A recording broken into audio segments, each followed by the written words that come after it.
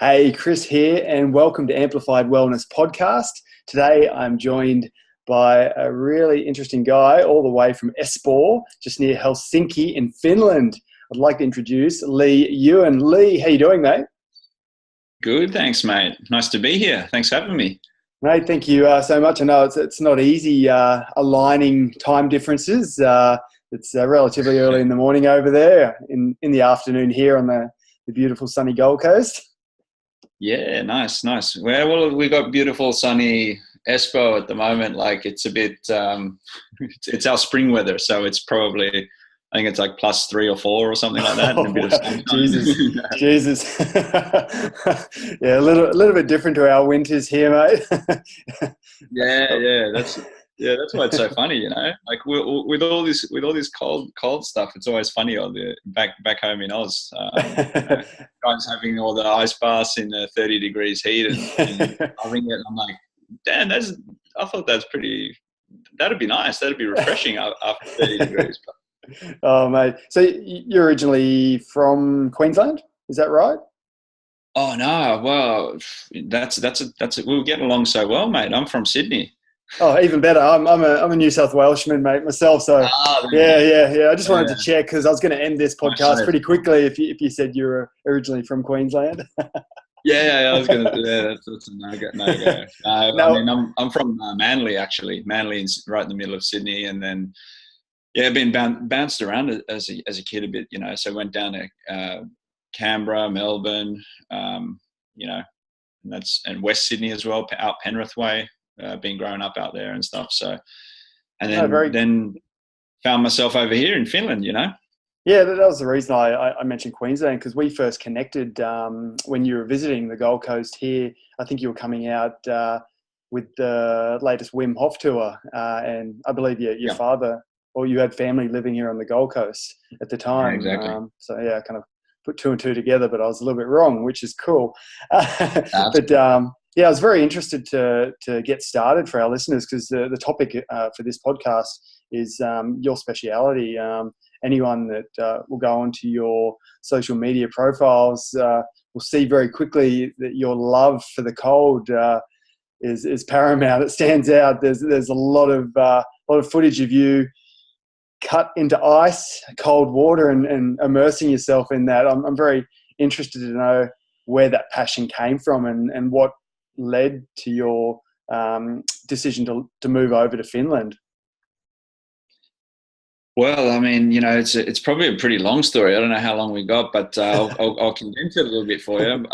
Like many other Aussies, at some point we want to kind of get out there and explore a little bit. And I followed the common path. You know, I went to the UK, I went to base myself in London, and then, you know, realized that there were so many other Aussies and New Zealanders and Saffers, South Africans there, and I was like, I don't know, this wasn't for me. I was kind of like, I was more after some sort of cultural experience, you know, not just the hanging out with the rest of the Aussies in downtown London, you know, hanging off the chandeliers and all the rest of it. So, as chance would have it, I met a Finnish girl there.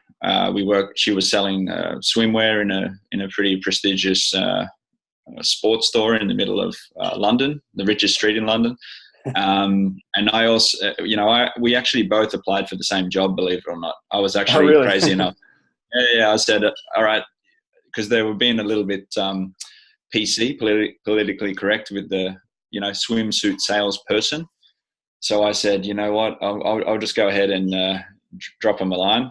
And I went into a bit of a rant about what kind of celebrity should wear what swimsuit, and gave a little bit of personality and whatnot. And as chance would have it, they were like, that resonated with them. So they were like, hey, come and work. You know, we can offer you a job, but not selling the swimwear. And then funnily enough, a Finnish girl actually got the job, the swimsuit salesperson position. And that's how we met. We got together. For a short time, I was thinking, hey, maybe I should, like, you know, London wasn't for me, or wasn't for us at the time. And then we went back to Australia for about 7 months, had a bit of a kind of like a kick around there, and introduced it to all my family and stuff. And then I still wanted to get a different experience. So I said, we both agreed that we'll come to Finland. I applied for university, it got accepted, and then about 8 months into the stint here, we broke up. And oh no, that's a pretty common thing up here too. These foreign guys get I don't know, some immigration thing that they have going on here. They get all the talent. So, I don't know, but and then you cannot kind of live. You cannot live in this kind of climate without having some form of relationship with the cold and the winter, because by Aussie standards, I mean, I would say maybe 8 or 9 months of the year is what we would consider like one of the coldest winters we would ever, especially in Gold Coast area or anywhere like that. It's just unheard of that you get below probably 16 degrees or something like that. And, we had the summers are kind of changing a lot. So last year we had a really good summer, but the winters are pretty rock solid here, like there's a lot of ice, a lot of cold, a lot of snow. We're getting, I think last winter, I think we had -25, wow, these kind of temperatures, but we don't get, it's usually a couple of weeks at a time we get that. And you could say that I think I don't know what the average temperature is, but the average water temperature here, it really plummets very quickly. So for the majority of the winter, it's probably +2, +5 in that range the whole time. So, it's that's the sea as well. But like that's I'm talking about. Wow. Yeah. So, you like, for me, it was just about, like I lived the first winter, or 1.5 winters here. I was literally living like a bear, I was like looking out the window. That's my window over there, so I'm looking out there. But it's like, okay, is white stuff gone yet? It was bloody freezing, and and I was locked in huddled up in my little apartment there, my student dwelling, and I was just waiting, like, is that white stuff gone yet? No. And I was just watching movies, and I stayed indoors, and the only reason I'd venture out was to go hang out with mates and have a beer and so on. And after midway through the second year I was here, I was like, you know what? I gotta get out there and do it. Otherwise I'm like, otherwise what am I doing here? Like 8 or 9 months here, it's going to be like this. So I can't literally live my life waiting for something else to happen. The summer, and then even then some of the summers here are pretty, average, like really mild. Let's say it like that. I'll keep it clean, pretty mild. So I had to get in there and do it. And I don't know, like, if you want, I can get into the first time I got into the cold water. That was because I was in the company that I was working for was actually the city, and they have also this tourism agency. Okay. So they do the promotion and marketing for all the technology and innovation that's going on here, because the education is free for everybody. So they have a highly educated population, and the system and the welfare, everything works. The healthcare system is very, very sound here, and there's always this new innovation, new technologies, new startup companies. So this company that I was working for, we were like promoting all of those things and telling the good news of Finland. And we also worked with the tourism agency for the city, and they have all these they have a lot of access to these beautiful spots. In Finland, we have 180,000 lakes. That's not a joke. That's correct. Huge. It's like 180,000 lakes. And well, the Finnish flag is blue and white, and it's because it's either blue in the water, or it's white because it's all snow and ice. So that's literally why it's blue and white. and so when you got all these lakes, and you got the 75% of the country is covered in trees. It's like really, really beautiful forest. They're like covered in forest. And you also have, like, they say that you almost have is there more sauna? We say sauna, by the way. I'm going to say sauna. That's the correct way to say it. Okay. But sauna would be the usual way that Aussies say it. But sauna, we have just as many saunas as people up here, basically. Oh, wow. So everywhere you see these lovely lakes, you always see these saunas. And the really traditional thing to do here at the end of the year for Christmas parties is to, your company books the little cottage, and you get the beer case on your arm, and you go there, and then you sort of like have a few beers. You light the little, you have a fireplace there. You get together, have some good food. You talk about the year, maybe play some board games and stuff, and then go to the sauna. And then, of course, it comes that time where there's the body of water close by. And these guys were like waiting for this, they were waiting for, they love it. They kind of spring this on me. And, we went in there, and they all had their Nokia phones at the time, Finnish company Nokia. And these are the first phones with cameras. So they had the cameras there, and they were like, let's watch the Aussie get in the water. And I got in, it was like, as if there was enough anxiety enough. Like I had all like about 8 people with phones, like laughing and stuff. I went in with I put the socks on. Like I had like these spare socks, and I put the socks on because I thought I had it in my mind that like, well, the way I always explain it is, the movie Dumb and Dumber, when the guy he licks he puts his and the tongue stretches out. Stuck on there. I'm like, damn, this is gonna happen to my feet as well. So put the socks on, went in, 1.5 seconds, probably like this, and then got out, and then like, that's it, I'm going to the sauna, and everyone's laughing and showing me the videos for the rest of the year and whatever else. And then the next year, it got a bit close, and I'm like, I wonder if what are we gonna do for the Christmas party this year? And then they're like, yeah, we've got the cottage. I'm like, doing it, it's going to happen again for sure. It's going to happen again. So then they got me, same situation, and this time I lasted maybe about 4 or 5 seconds. I'm like, okay, cool, that's it, guys, bucket list checked, I'm done. I'm checking out, But the thing was that as it got closer, then the following year, it was going to happen again. So that year, October. Where we work, it's kind of like on a peninsula on the Baltic Sea, and the Baltic Sea's salt content's really low, so it freezes over. So a lot of those pictures that you're probably talking about, and if you've seen some of those ones, up to here in the ice, in what we call it avanto, which is the hole in the ice. Yes. Those are from probably this one location that I dig out every year, and that's from the Baltic Sea. So usually in the Pacific Ocean, you wouldn't get it never freezes over. Well, temperature is one thing, but of course it would never be able to freeze because of the high salt content. But over here, it's the Baltic Sea.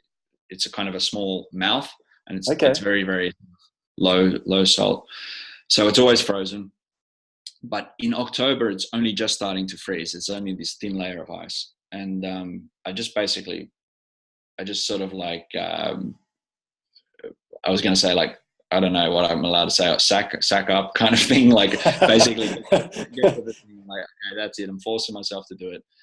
I broke the ice, the thin layers of ice. I got into my, up to my knees, up to my waist, all the thing, took my breath away, forced myself in, 30 seconds. I got back out, toweled myself off, freezing, shaking, went red all over my body because, the skin, reacting to that. And slowly but surely, I just started kind of like teaching myself how to kind of like handle it. It certainly wasn't about like any therapeutic things. It was just literally forcing myself because I didn't want to look stupid in front of people, That was the evolution of how you got into this. And now, I'm just honest, like I would love to have this beautiful story about like, I felt the beautiful. No, it felt like it was painful, and I learned all the little lessons along the way of how to enter the sea when there's like stones and rocks. And I bought these little sort of swimming shoes, so it's just easier to get in and out, and have your clothes kind of lined up, and make sure that you don't wear things with zips on them, because if you're shaking, all this sort of stuff, you just want to make it easy for yourself, It's really interesting. And that's how I started. That's how you started. But now I guess you take great pleasure in taking people through and actually, putting them into your old shoes. Yeah, well, I mean, like, it wasn't until like I'm talking about like 2009 was the first time I did it, and that was well before there was much, like, for Finnish people, it's part of the culture here, Yes. you got granted, it is usually the sort of the oldies, you got these little grannies and these older guys that are just, they're just swimming. They go around and swim. They do their little breaststroke and then sauna, and they come back and forth. So it's part of the culture. But it wasn't until I kind of found, this biohacking world, like looking at basically your life and your body as a complex set of systems, and then how with any system, like a computer system or program, you can kind of like tweak those or make some adjustments so you can influence those. And the cold was something like I was looking at, like, kind of like the most cost effective ways to do, like get the most bang for your buck with biohacking. Yes. And of course I found Wim Hof, and I was like, yeah, cool, I can actually train the cold, like I've been doing my own stuff, but I mean now I can actually train for this stuff. And he was talking about he's talking about breathing. I'm like, cool, that's free as well. Like that's a perfect thing to combine, breathing and the cold. I've got it all around me here. We have probably some of the world's freshest air as well up here. So it's like, it's match made in heaven for me. And I started to do the online courses and well, in about a year and a half or something like that, I became a Wim Hof method instructor as well. And of course the method delves deep into the sort of like the healing and on a cellular level, what happens in the body when you're actually subjecting yourself to the cold. So it was just an easy way. It was natural progression. Yeah, I'd like to go into for our listeners some of those benefits that you've obviously learned through the Wim Hof method, but also through your own experiences as well. There seems to be a real movement around the world, especially in Australia as well, with Wim Hof, and also just with other external companies doing a lot of icing, cold water immersions. There must be something deep intrinsic there that's really benefiting people. What are some of the benefits that you have personally observed and that you know from some of the research out there on cold water? Yeah, sure. Well, I think the first thing that you like, okay, so I kind of like, we were just talking before we started this, we were talking about the cold showers, right? And I think this is like it's such a low barrier to get involved with, but for some reason, and Aussies, we're some of the worst ones for this. Such hard, it's a low barrier because you're going to go to the shower. Most of us probably go to the shower, or of course after sports or whatever. But when you go there, you're confronted with this situation where it's like, okay, it's like the Matrix. I always say it's like the Matrix. You got the blue tap and you got the red tap. And it's like, what are you going to do? You're going to choose the blue pill or the red pill kind of thing. It's such a low barrier because you're confronted with it, but yet very few of us actually challenge that, and very few of us kind of want to explore the sort of uncomfortable part of that. And that's why if you commit to doing the cold showers in the morning, or even just a portion, 30 seconds or a minute of your shower is cold, you're already kind of like solidifying this kind of mindset of achieving and winning and giving, like you might not procrastinate more other kind of tasks throughout the day. I always say, if you get someone to make their bed and have a cold shower in the morning, the person's already kind of giving themselves the little wins in the day. That's a huge thing right there for many people. You know what I mean? Massive. It's a huge thing. And so that's one thing. And then of course I would look pretty quickly towards like the greatest benefit is definitely what they found with Wim Hof is the immune system. The innate immune response can be suppressed. So what happens is when you go into the cold, especially when you take 30 seconds or in a cold shower, Yeah. you know, move around a little bit, or do what I do and go into the cold, into the ice hole. You're actually bringing a lot more, or you're increasing your adrenaline, which is, you know, hormones, adrenal glands pump out these hormones. And, you know, our lives are filled with stress. Every time you have some kind of stress, someone cuts you off on the road, the blue light from the screen. Even me, I've got this like special filter for the screens and everything, so that there's less stress building up. Yes. It's even on the eyes and the brain. Someone scared. All these things throughout your day are building up stress.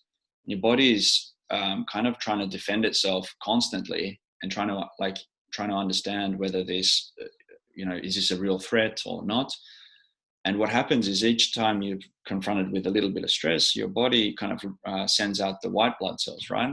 It's like this inflammatory response. So a little bit of inflammation just in case that, oh, do we need to, you know, it's like a kind of sending some out of there. And then we all know that chronic inflammation leads to so many issues, right? And here we are, all these balls of stress running around. And lo and behold, if you actually get a decent dose of the cold, you can actually, and then this is what they found with Wim Hof, especially because they're quite interested about how he's able to do that.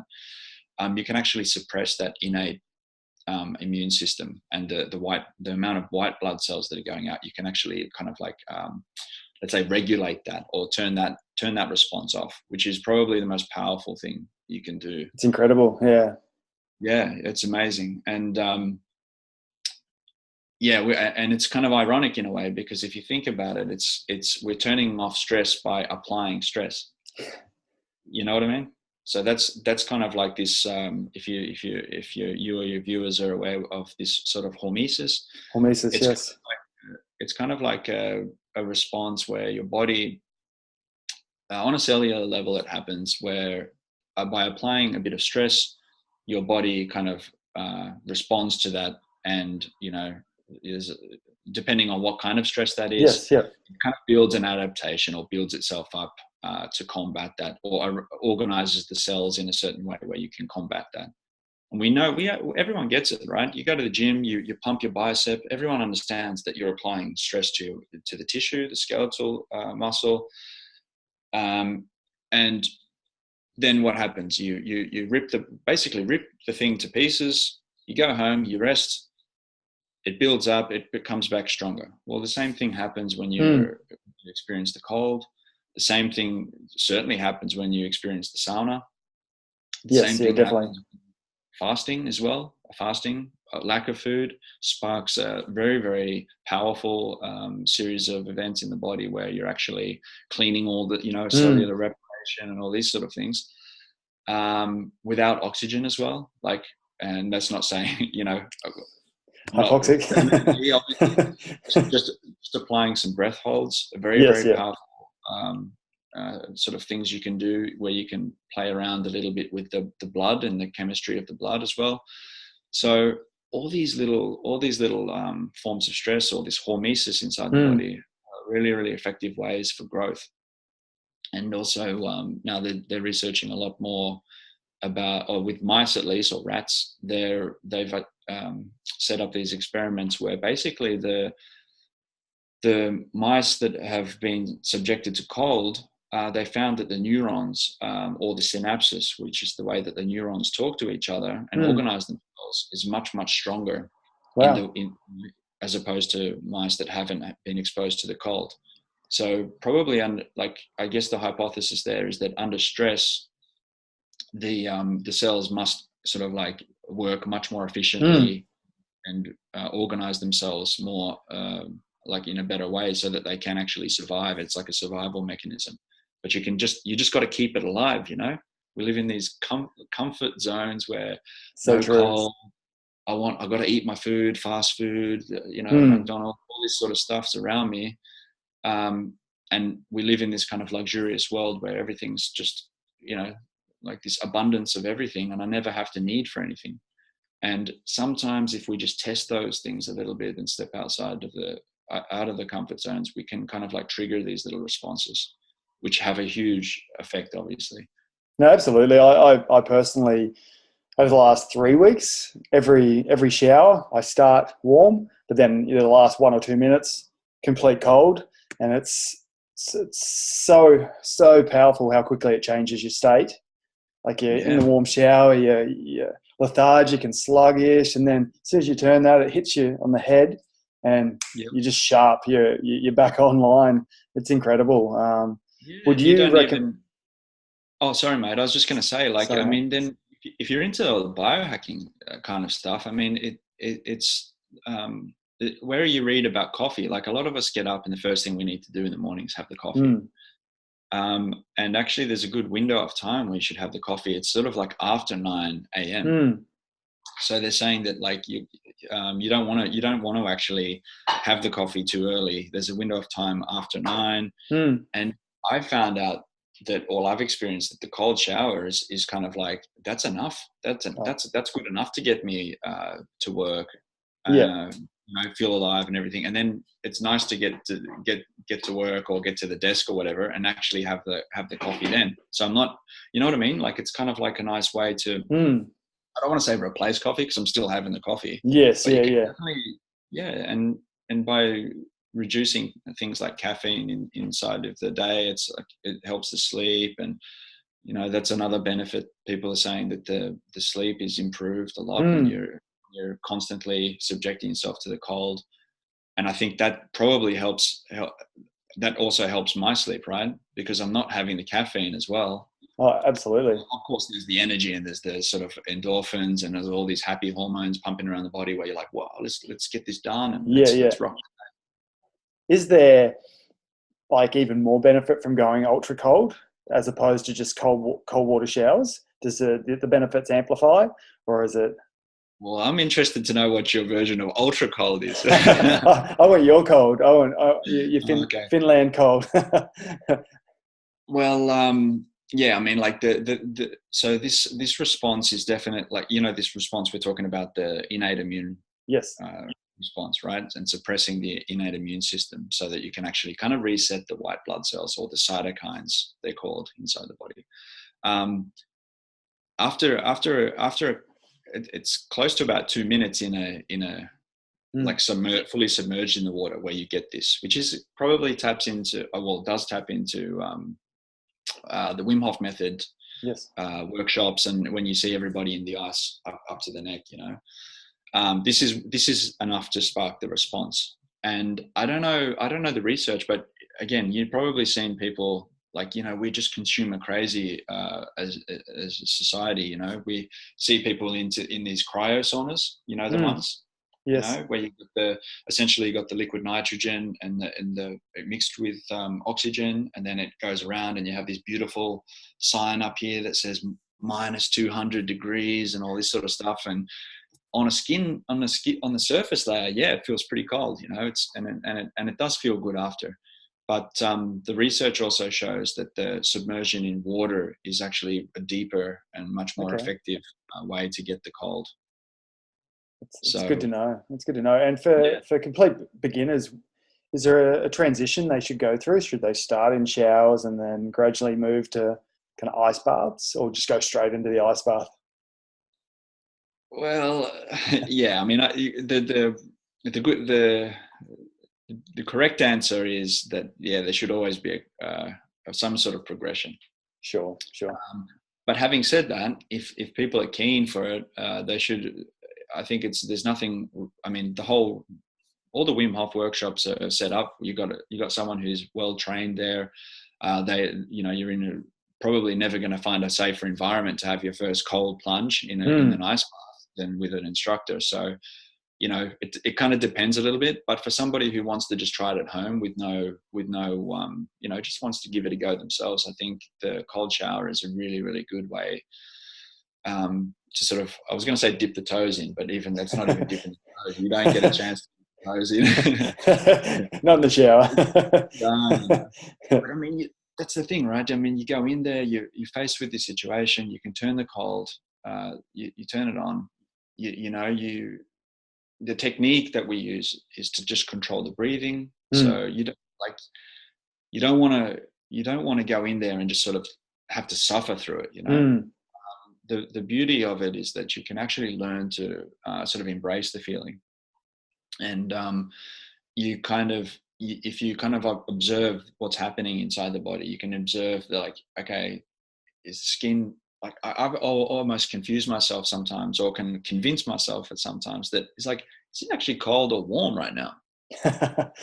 like seriously, like I'm serious after a while, because the body just starts to heat itself up so quickly that you a shower, that you kind of like, actually, really, I think I'm warm right now, and I don't know, some might disagree, but at least for me, in the shower, I wouldn't say the same thing when you're in the it's not necessarily the same reaction when you're submerged into the cold, especially if it's running water. If it's running water, your body loses this little thin layer that it likes to create around itself to kind of protect you. But in the still water, you can kind of still get the same feeling. Keep in mind, I mean, you know, what happens, right? I mean, what happens? Your body starts to try and protect itself. Oh, there's your little buddy. There's a horse in the background here. This is my big ridgeback dog, Diego. That wasn't Diego, staged. Cool. Yeah, sorry, Diego got my attention there for a second. Yeah, but I mean, so I mean, literally, what happens? What's happening there? You know, like, you just have to observe what's happening, and that is that if you're cold, or if you're getting some cold water, your hypothalamus, which is at the brainstem, is literally it's scanning the environment. It's trying to give you information about how, like, it's literally your, like, weather report. It's your it's looking for all this kind of information, so that it can give feedback and signal things like, okay, too cold, too warm. It's trying to keep you in this homeostasis, which is this equilibrium. When you enter the cold, obviously your hypothalamus is saying, okay, we've got a threat here, there's a problem.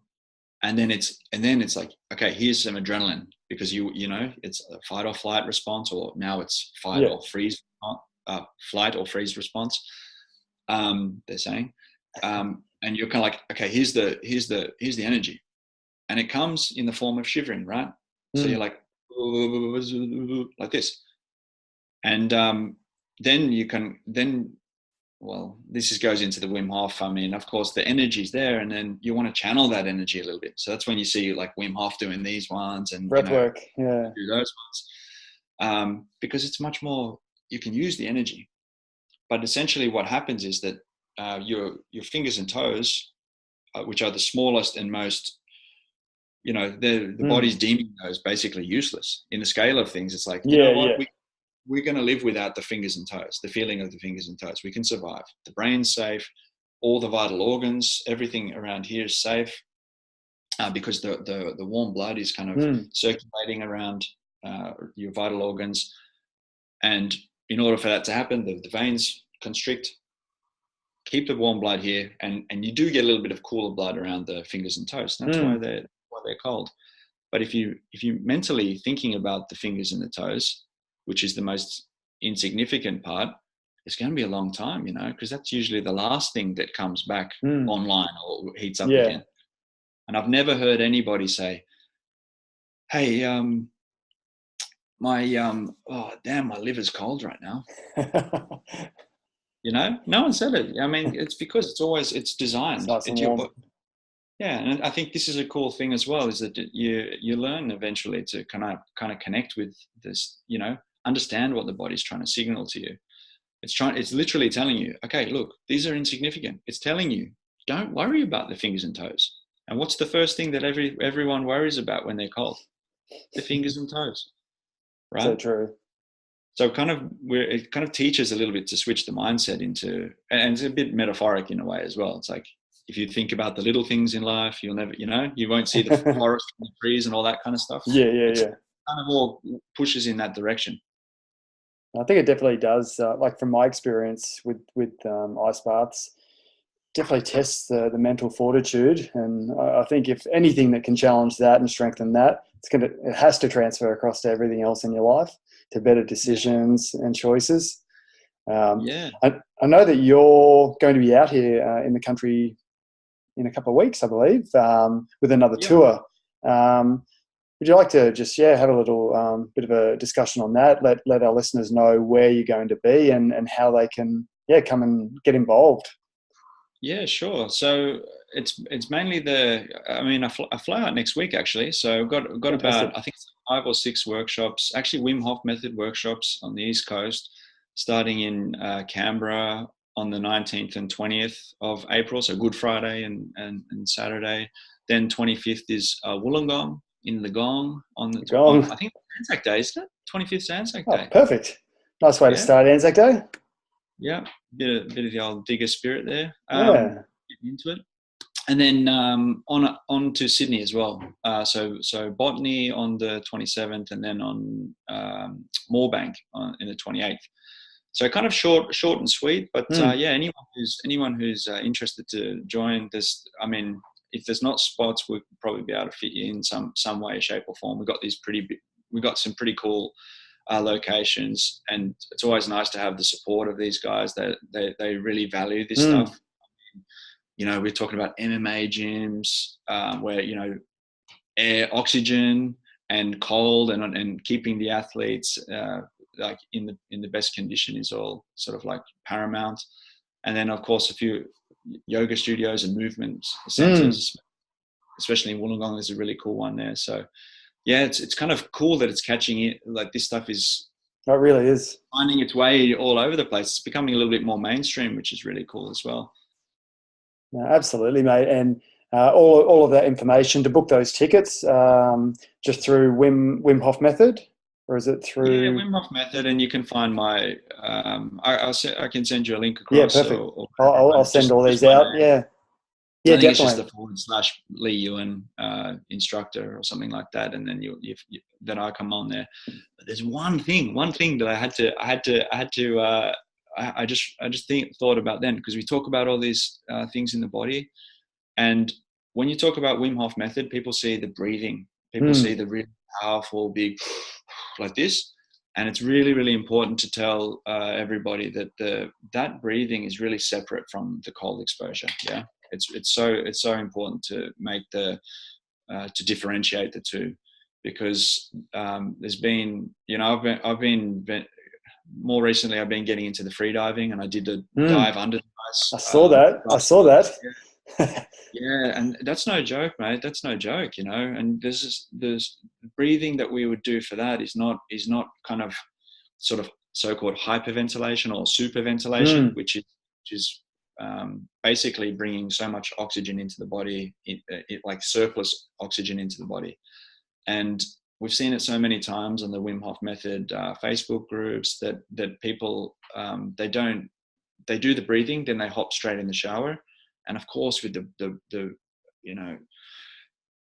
different temperatures, the blood pressure, you get dizzy, woozy. You've seen people fall over and hit, smash their head on the soap, where you hold the soap, and huge gashes and stuff. That's not that. Those things are separate. Lay down, do the breathing in a safe place on a yoga mat somewhere. And when you're in the shower, just make sure that you sort of embrace this kind of more calm, relaxed breathing. Exhale, lengthen the exhale. So it's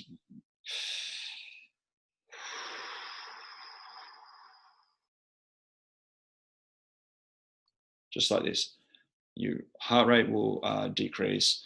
You'll be able to handle the situation a lot better. But I just thought before we wrap everything up, have everyone running out there doing hyperventilation. Definitely. It's just worth to say, because you don't want to mix the two up. They're great, but they're both in their own way, and there's a reason why we separate the two. Yeah, it's just safety reasons. And never, if possible, if you were going to go out into nature and do these amazing, get the cool selfies in the ice hole and in Iceland and this and that, and always make sure you have someone with you as well, because and make sure that you're going to do this where you don't have to swim, like stand up. You can just duck down into a lot of the pictures that I'm using, I'm always ducking down.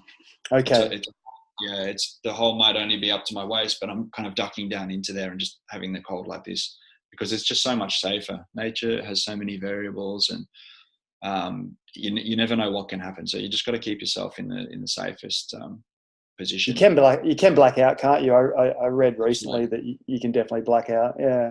Oh, yeah. Okay. People can black out without even doing any of the breath work. I mean, it can be just enough, especially if you go from the sauna to the water and back and forth like this. The temperature's going like this. It can happen very quickly. So no, great advice, Leigh. That's really good, because it's best always kind of lean on the edge of caution with especially these things. That's amazing, mate. I really, really appreciate your time and appearing on Amplified Wellness Podcast. For all the listeners, make sure you check out Leigh Ewin. Get to one of his workshops, because if you are trying to achieve that true health potential, challenging yourself with that cold water therapy is essential. Absolutely. Yeah, and we've got some. We're going to do the retreats up here too. Awesome. We're going to offer that. Get some Aussies up here and get the real, not this Gold Coast cold shower. Count me in. I'll sign on for that. Absolutely. Mate, absolute pleasure. I look forward to connecting with you again, and hopefully see you when you're out here in Oz. Yeah, for sure, mate. Have a great day, Leigh. Thanks again. See Catch you later. Cheers. See ya.